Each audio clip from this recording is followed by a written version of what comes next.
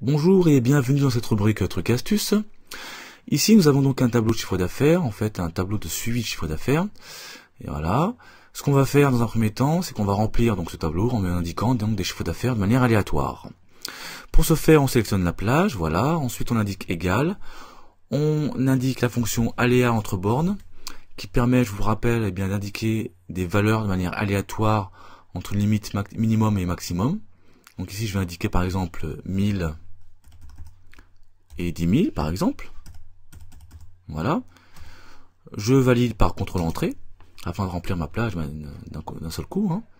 Donc ici j'ai donc des valeurs qui sont donc indiquées de valeurs comment dirais-je, de manière aléatoire.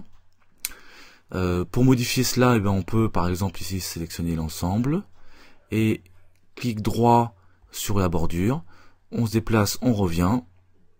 Alors attention, voilà, on lâche tout, et ici on copie uniquement les valeurs, et on n'a plus de formule, on n'a maintenant que des valeurs.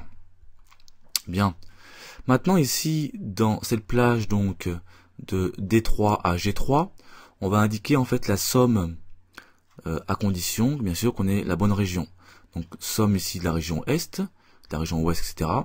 Et bien entendu en fonction du commercial ici indiqué en C1. Nous avons préparé ici une liste déroulante de différents commerciaux. Donc pour cela, nous allons donc indiquer ici la fonction somme-si. Donc je sélectionne ma plage, égale somme-si, voilà. Donc ici, la plage concerne bien entendu les commerciaux. Donc je sélectionne l'ensemble des commerciaux. Voilà. Point virgule. Le critère, ça va être bien le commercial choisi dans ma liste déroulante. Je vais d'ailleurs figer cette cellule à l'aide de la touche de fonction F4, voilà, puisque ma formule va être recopiée vers la droite et je ne souhaite pas que C1 devienne D1. Donc ici, de la même manière, je vais figer ma colonne ici de commerciaux, donc touche de fonction F4 pour B6 et B16. Voilà. Je continue la formule ici, donc on a indiqué le critère.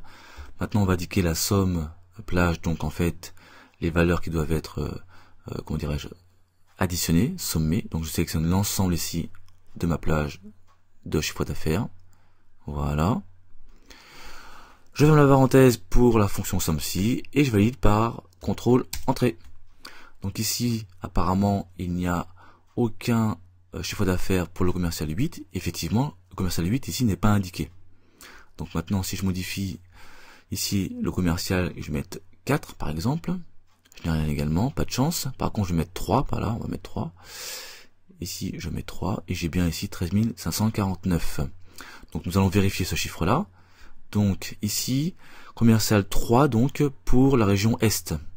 Donc, la région Est, c'est cette colonne. Ici, commercial 3, donc, il y a ce montant.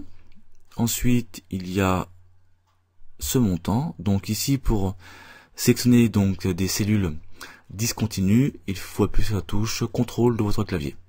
Donc ici, j'ai uniquement deux montants, et je vérifie, ici, j'ai bien la somme 13 749, ici, qui correspond bien aussi au montant de D3. On va vérifier la région sud, 13 560, région sud qui est ici, donc pour le commercial numéro 3, donc cette cellule, ensuite celle-ci, c'est tout, j'ai bien ici la somme 13 560. Je vais modifier ici en mettant par exemple le commercial 6. Voilà. Donc ici, pour la région nord, j'ai uniquement 4 777. Donc le nord c'est ici. Le 6, il est là. Est-ce que j'en ai un autre? Non. Donc tout va bien. Voilà. À très bientôt dans cette rubrique Trucs et Astuces.